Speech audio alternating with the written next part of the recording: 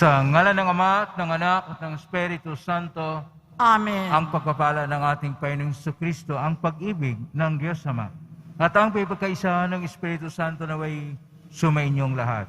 At sumayo rin. Isama po natin sa misang ito ang mga intensyon para sa araw ngayon.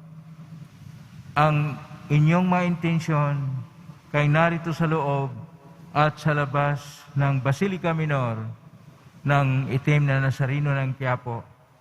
Ang mga intensyon ng mga nakiisa sa atin sa pamamagitan ng live streaming through Facebook Live, YouTube, Twitter, at iba pang social media dito sa ating bansa at iba't ibang dako ng mundo.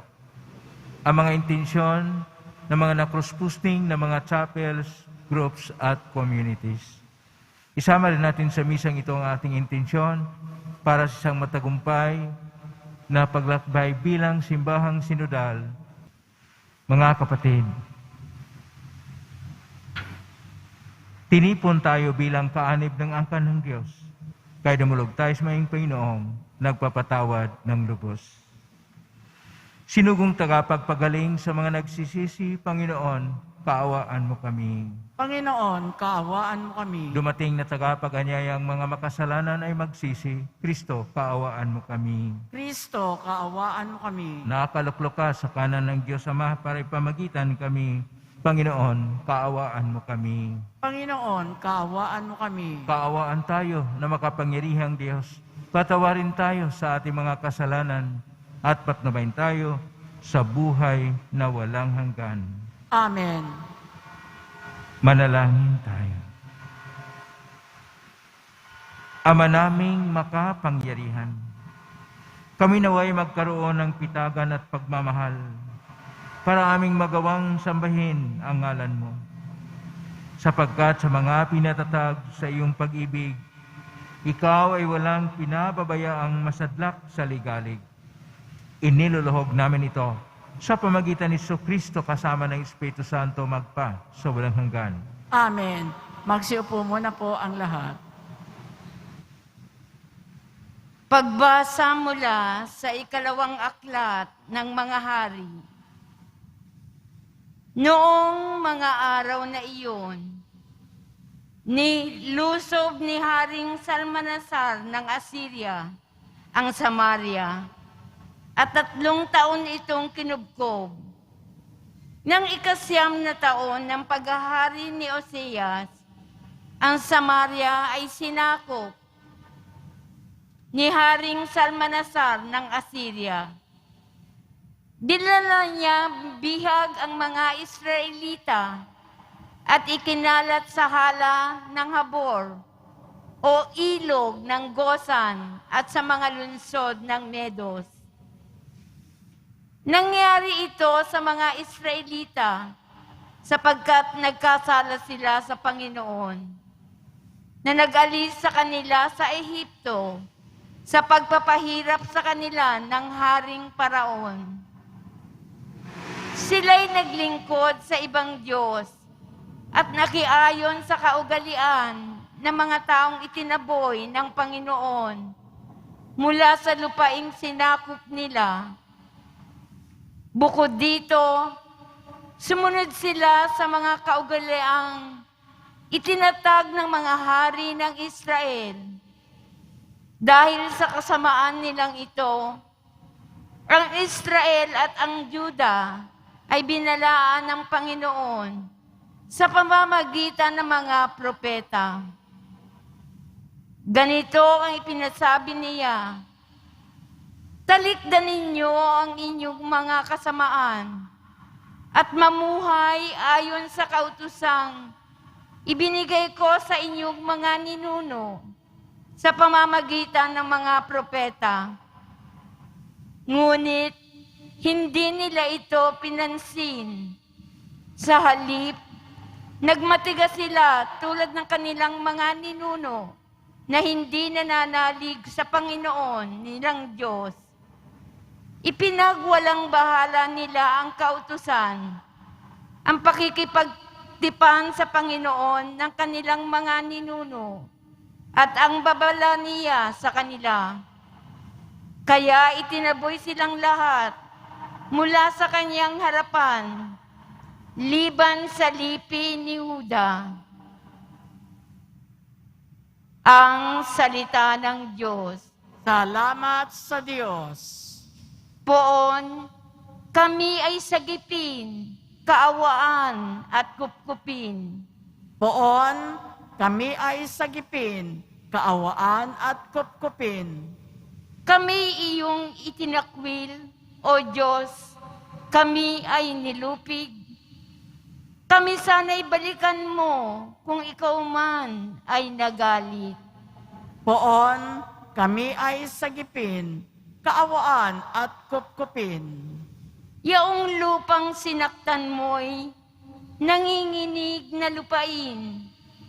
Bago lubos na mawasak, gamutin mo't pagalingin.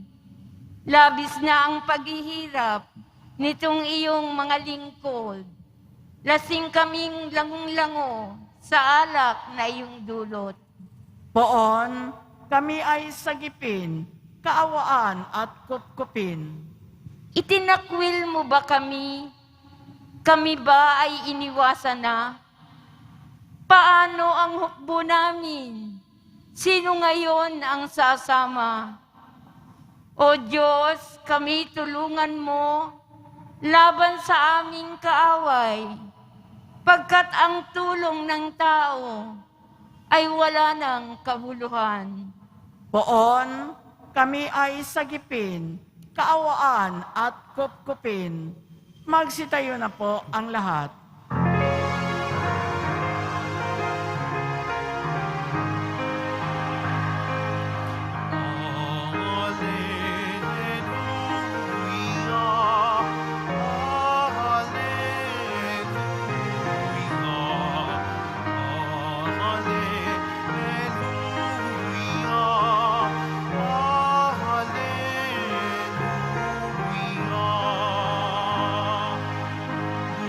Salita ng Diyos, ganap nitong natatalos, tanang ating niloloob. Alleluia, Alleluia,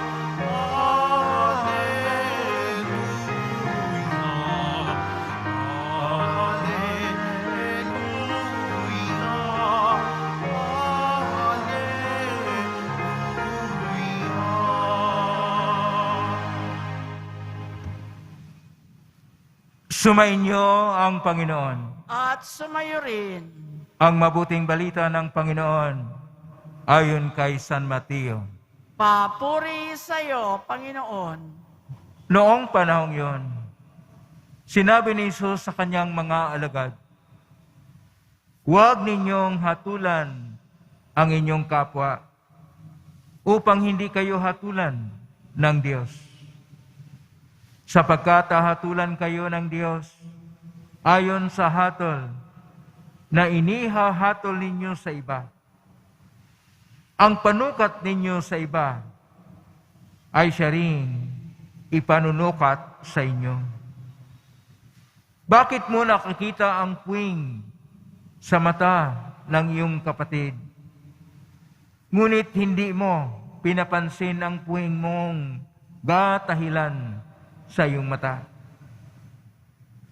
Paano masasabi sa iyong kapatid, halika't alisin ko ang puwing mo, gayong gatahilan ang nasa mata mo? Mapagpaimbabaw, alisin mo muna ang puwing na gatahilan at sa gayoy, makakikita kang mabuti at maalis mo ang puwing ng iyong kapatid. Ang mabuting balita ng Panginoon. Pinupuri ka namin, Panginoong Heso Kristo. Magsiupo muna po ang lahat. Magandang umaga po mga kapatid ko ni Kristo. Palakpakan po natin ang ating poong Jesus Nazareno. At ang ating pong tema sa ngayon ay ang masinop at maayos na pagtingin sa sarili at sa kapwa. Kung minsan, napakadali nating maghusga.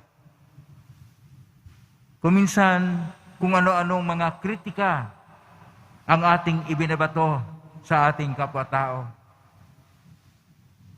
Yung mga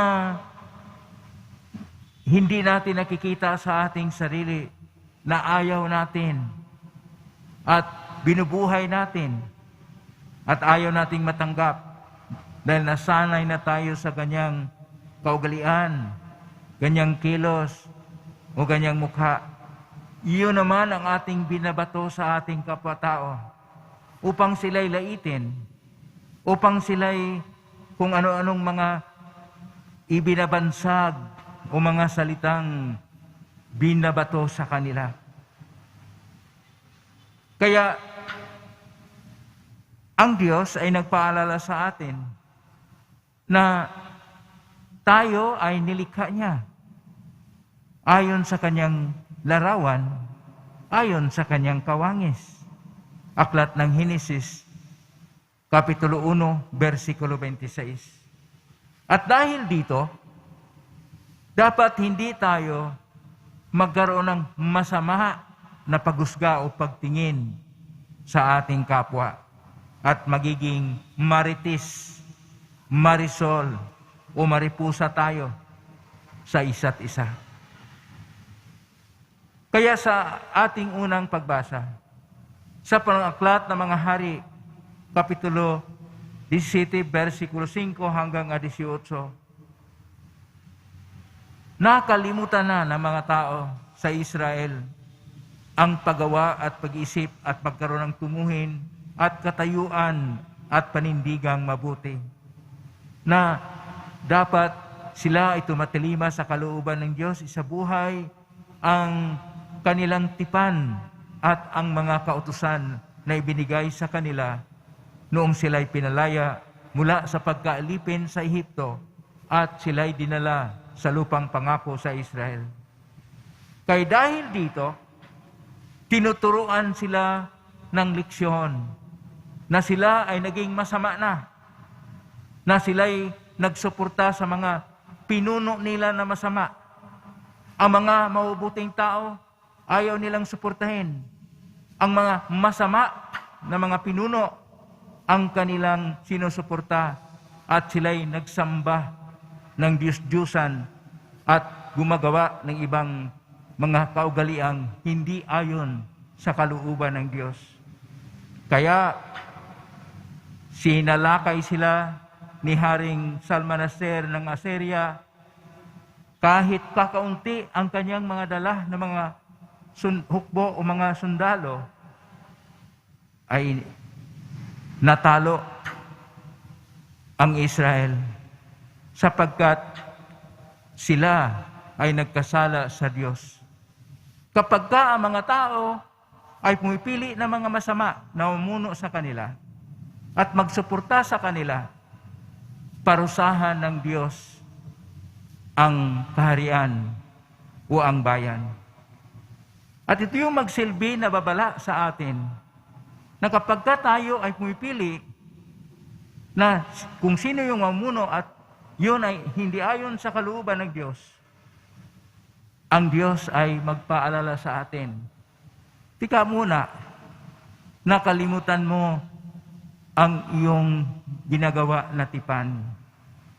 At noong tayo ay napasakop sa isang sambayanan na nampalataya sa Diyos, may tipan po tayo sa Diyos na dapat nating alalahanin, dapat nating isabuhay, at dapat nating isapuso. Kaya sa ating Salmo 59, sinasabi ng mag-aawit, "Poon, kami ay iyong sagipin, kaawaan at kukupin." Dahil parang itinatakwil na, nilupig na, ibig sabihin, nagkaroon na ng mga paghihirap at matindi na mga problema dahil sa mga mali na pagpasya dahil sa mga mali na ginagawa. Kaya huwag tayong magkaroon ng isang mali na pagkritika na tayo madala sa mga marites, sa mga marisol, sa mga maripusa, sa kung anong mga mali na isinasabi sa atin. Sapagkat kung tayo ay magkaroon ng mali na pagsunod, dahil yun ang gusto natin, mali ang ating paghuhusga. Sa atin pong Ebanghelyo ni San Mateo, Kapitulo 7, versikulo 1 hanggang 5, sinasabi ng ating Panginoon, huwag ninyong hatulan ng inyong kapwa upang hindi kayo hatulan ng Diyos. Sapagkat hatulan kayo ng Diyos ayon sa hatol na inihatol sa iba. Nang ibig sabihin dito, tingnan muna natin ang ating sarili. At huwag tayong tumingin sa iba na mayroong ibang paningin. Ano man ang ating mga paghatol sa iba, isang daliri lang. Ang papunta sa atin ay 3 daliri. Kaya pinakailangan na ang lahat ng ating paningin, lahat ng ating pagtatangi, lahat ng ating pagtanggap sa ating kapwa-tao ay pagtanggap, pagtingin, at ayon sa kalooban ng Diyos. Kung atin pong tinitingnan lagi na parehas tayo na mga tao na nilikha na kawangis at larawan ng Diyos, dapat yung mga makadiyos na mga paraan, gawain, paningin, at kung ano ang ating pagtingin sa kapwa, yon ay ating gawin. Kapag ginagawa po natin, hindi tayo magkakamali sa ating pagpasya at hindi tayo parurusahan ng Diyos. At mamuhay tayo sa kapayapaan ng Diyos at mamuhay tayo na matuwid ayon sa kalooban ng Diyos. At kalingain tayo lagi ng Diyos. Ang pagkandili niya sa atin, hindi yan maiiba. Laging ang pagtingin ng Diyos sa atin ay isang tunay na Ama. At dahil tunay na Ama, tayo ay laging ginagabayan niya sa kanyang diwa, kanyang Espiritu Santo na magpasya ng mabuti sa buhay. At tinuturuan tayo ng ating Poong Hesus Nazareno sa kanyang mabuting balita o ebanghelyo kung ano ang dapat pa nating isabuhay. Ngunit kung minsan nadala tayo sa kung ano-anong mga pagtingin sa karamihan at dahil dito mali na ang ating mga pagpasya. Alamin natin na mayroong bahagi na tinatawag nating kilala ang kapwa. Pero may mga bahagi na hindi natin gaanong kilala ang tao. Dahil ang iba ay makapagsabi sa atin kung sino tayo. Pero may mga bahagi din na tinatawag mga kahinaan natin na dapat nating tanggapin. At ay mga bahagi sa ating sarili na isang misteryo, isang kababalaghan na hindi natin masakyan, hindi natin malaman kahit tayo mismo na tao ay hindi natin alam ganito pala tayo. Kinakailangan natin ang tunay na pagtanggap muna at pagtingin sa ating sarili bago tayo manghusga, bago tayo gagawa ng kung anumang ating sasabihin sa ating kapwa. Sapagkat kung ano ang ating paghusga, kung ano ang ating pagtingin sa ating kapwa-tao, ganun din ang paghusga at pagtingin sa atin ng may kapal. Kaya huwag sana tayong mapang-ibabaw. Tanggapin natin ng tunay ang ating kapwa. Magpasya tayo ng mabuti sa ating buhay. At dapat nating tingnan una sa lahat. Walang ibang tunay na batayan Walang ibang tunay na pagsentro na batayan sa ating lahat ng pag-isip at pagpasya, liban sa Diyos at ng Kanyang mga tinuturo o mga salita. Pangalawa, itong salita at na tinuturo ng Diyos ay nagkaroon din ng malaliman na pag-aaral at pagninilay sa mga banal na tao gaya ng mga propita at mga banal o mga santo. At sa pagtuturo ng simbahan, lahat ang ating mga pagpasya sa buhay ay ayon sa mga tinuturo ng simbahan. At pangatlo, hindi lang dapat tayo basta doon lang sa katekismo o mga kung anong mga pahapyaw na mga dogma at doktrina sa ating simbahan. Atin pong tingnan ano ang esensya nito at isabuhay natin upang tayo'y maging tunay na Kristiyano. So una, ang batayan ay ang turo at salita ng Diyos. Pangalawa, ang mga tinuturo ng ating simbahan. At pangatlo, kung paano natin ito isinasabuhay. At kung ito'y ating ginagawa, nasa tunay tayo na pagpasya na ang ating pagtingin ay pagtingin ng Diyos. Ang ating pag-iisip ay sumasang-ayon sa kaisipan ng Diyos. Ang ating daan ay ginagabayan at nililiwanagan ng diwa ng Diyos. Ang ating mga tunguhin ay tunguhin ayon sa plano at proyekto ng Diyos. At ang lahat ng ating ginagawa ay ang pagtilima sa kalooban ng Diyos. Upang sa ating lahat ng ginagawa at sinasabi, diwa at iniisip, tayo ay nasa Diyos at ang batayan ay ang Kanyang mga salitang bumubuhay at laging gumagabay sa buhay natin.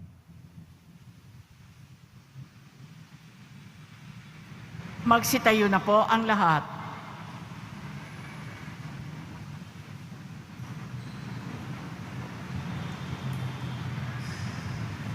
Minamahal ko mga kapatid, manalangin tayo sa mahabaging Ama upang maging mapagbigay at mahabagin tayo sa pakikitungo sa ating kapwa at atin pong itutugon. Ama, ituro sa amin ang iyong pagiging mahabagin. Ama, ituro mo sa amin ang iyong pagiging mahabagin. Ang simbahan naway laging isagawa ang kanyang paglilingkod sa mananampalataya sa pamamagitan ng pagpapagaling at pagpapatawad. Manalangin tayo.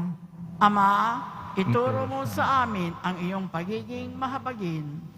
Ang mga opisyal ng gobyerno naway magpakita ng pag-aasikaso at pagmamalasakit sa mga dukha at mga yagit ng lipunan. Manalangin tayo.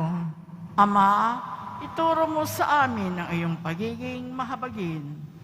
Ang ating sariling pagkakamali, naway makita natin at maiwasan ang humusga sa pagkukulang ng iba.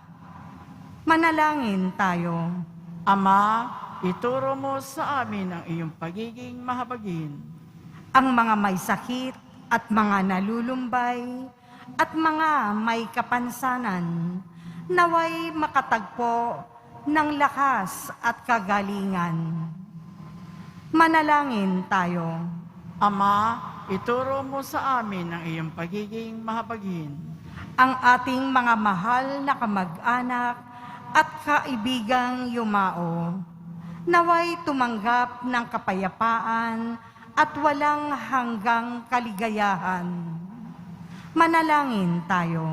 Ama, ituro mo sa amin ang iyong pagiging mahabagin. Sa tahimik, idulog natin sa Panginoon ang ating mga sariling kahilingan.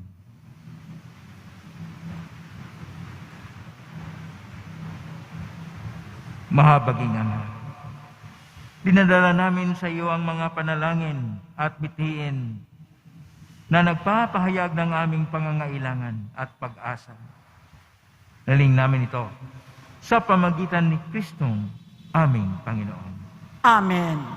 Magsiupo muna po ang lahat.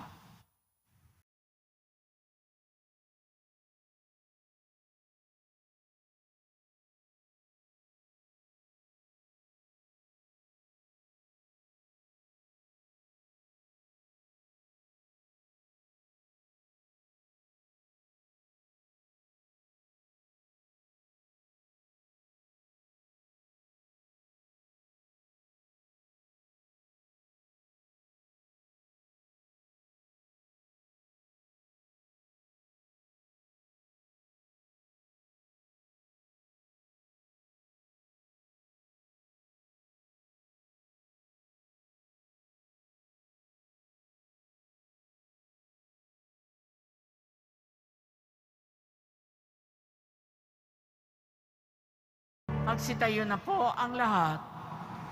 Manalangin niyo kayo mga kapatid upang paghain natin ay kalugdan ng Diyos amang makapangyarihan. Tanggapin nawa ng Panginoon itong paghahain sa iyong mga kamay sa kapurihan niya at karangalan sa ating kapakinabangan at sa buong sambayanan niyang banal. Ama naming lumikha, tanggapin mo ang aming paghahain ng papuri sa iyong kabutihan sa amin. Sa dulot nawa nitong kadalisayan, kami naway makapag-alay ng iyong pinalulugdan sa pamagitan ni Jesucristo kasama ng Espiritu Santo, magpa sa walang hanggan. Amen. Sumainyo ang Panginoon. At sumayo rin, Itaas sa Diyos ang inyong puso at diwa. itinaas na namin sa Panginoon. Pasalamatan natin ang Panginoong ating Diyos. Marapat na siya ay pasalamatan. Ama naming makapangyarihan, tunay ngang marapat na ikaw ay aming pasalamatan. Sa iyong paglingap at ngang loob, ang tayo ni kamot pinangasiwa sa San Sinukob. Sangad mong siya iiwas ng lubos, siya ay pinagdusa mo sa kanyang pagtalikod. Sa iyong pagiliw, iyong ipinahintulot na makabalik siya sa pamagitan ni Kristo Jesus. Kaya kaisa ng anghel sisiawit ng papuri sa lumumpay sa kalangitan, kami nagbubunyi sa iyong kadakilaan. Santo, Santo, Santo, Panginoong Diyos ng mga hukbo, napupuno ang langit at lupa ng kadakilaan mo, o sana sa kaitaasan, pinagpala ang naparirito sa ngalan ng Panginoon, o sana sa kaitaasan, magsiluhod po ang lahat. Ama naming banal, ikaw ang bukal ng tanang kabanalan. Kaya sumagitan ng Espiritu yung banal ang makaloob na ito upang para sa amin maging katawan at dugo ng aming Panginoong Jesucristo. Bago niya pinagtiisang kusang loob na maging handog, hinawakan niya ang tinapay. Pinasalamatan kanya, pinagati-hati niya yon. Iniabot sa kanyang malagad at sinabi, "Tanggapin ninyong lahat ito at kanin. Ito ang aking katawan na iahandog para sa inyo."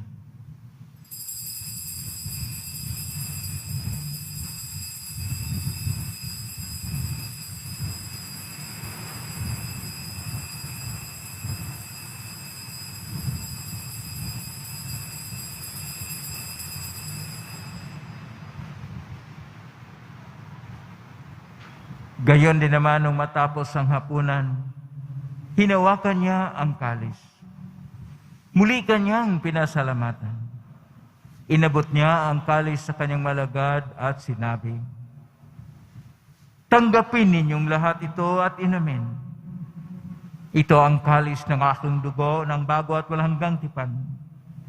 Ang aking dugo na ibubuhos para sa inyo at para sa lahat sa ikapagpapatawad ng mga kasalanan. Gawin niyo ito sa pag-alala sa akin."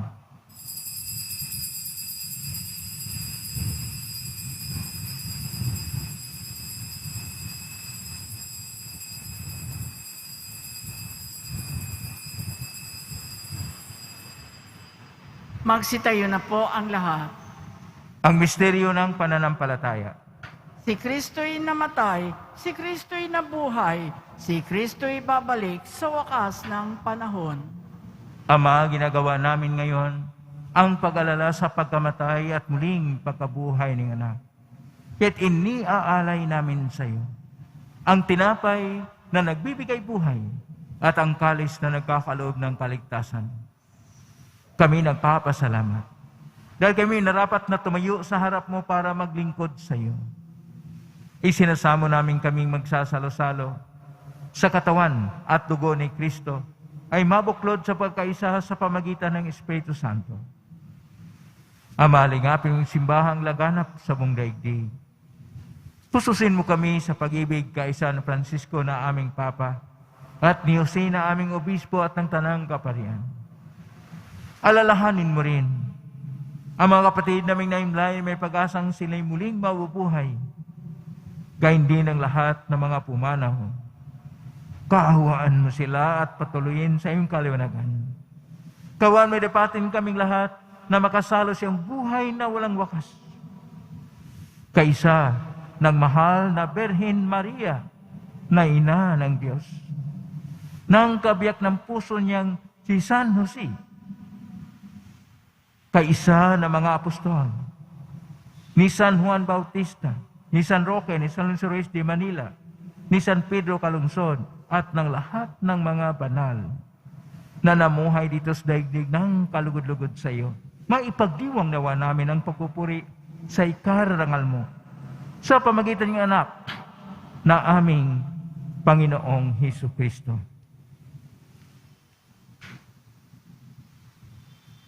Sa pamamagitan ni Kristo, kasama niya at sa Kanya,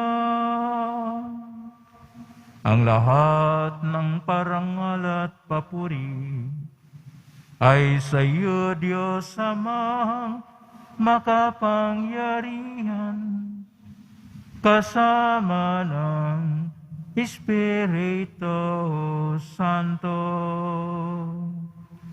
magpasawalang hanggan. Amen.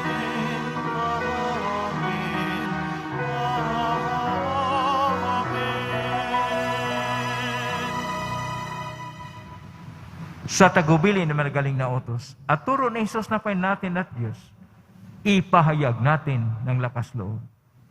Ama namin, sumasa langit ka, sambahin ang ngalan mo, mapasa amin ang kaharian mo, sundin ang loob mo dito sa lupa para nang sa langit.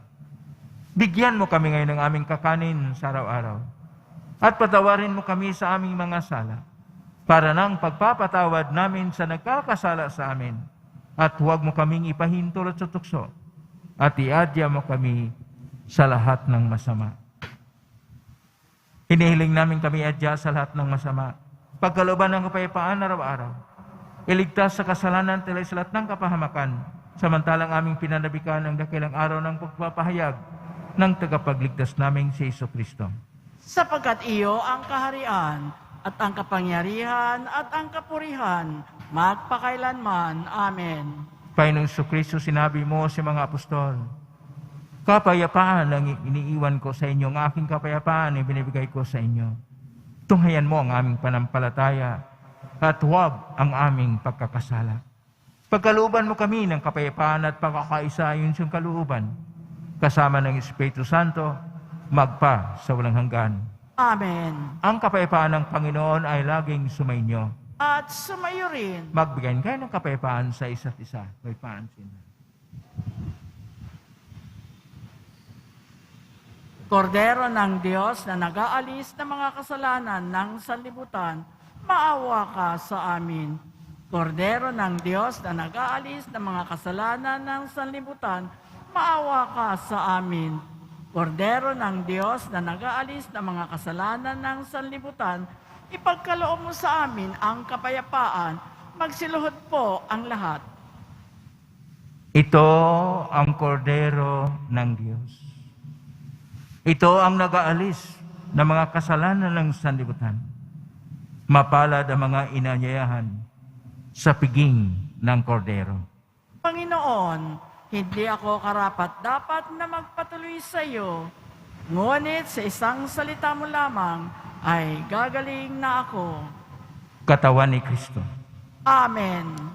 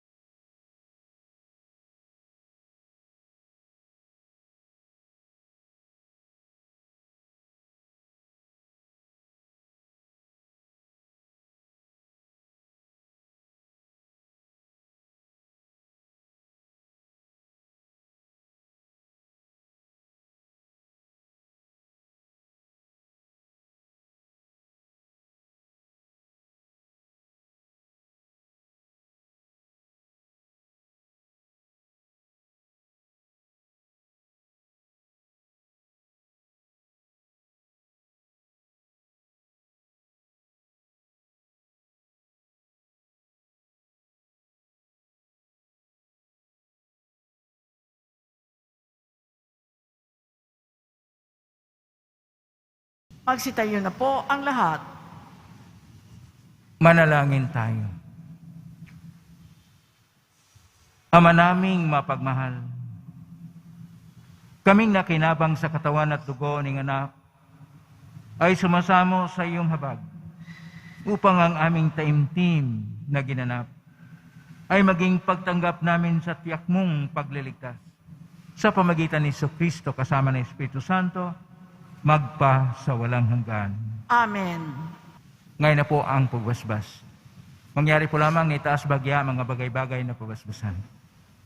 Sumainyo ang Panginoon. At sumayo rin. Mahal na pong Isus Nazareno, inihayag mo sa ng cross ang walang maliw na pag-ibig ng Diyos sa sangkatauhan. Pakinggan mo ang kahilingan ng na nagsusumamo sa iyo. Makamtan nawa nila ang iyong katugunan at tanggapin ng kasagutan ng utang na loob na tinatanaw. Basbasan din po ninyo ang madlamang imahin, dasalan, mga bagay-bagay, at basbasan din ang may mga karamdaman. Sa pamagitan ng bendisyon ito, naway maalala ng pangako ng sa binyag na ikaw ay kanilang iibigin at paglilingkuran bilang Panginoon magpa sa walang hanggan. Amen. Pagpalain kayo na makapangyarihang Diyos, Ama at Anak at Espiritu Santo. Amen. Humayang taglay ang kapayapaan, pag-ibig at pag-asa ng poong Jesus Nazareno. Salamat sa Diyos. Purihin natin ang poong Jesus Nazareno.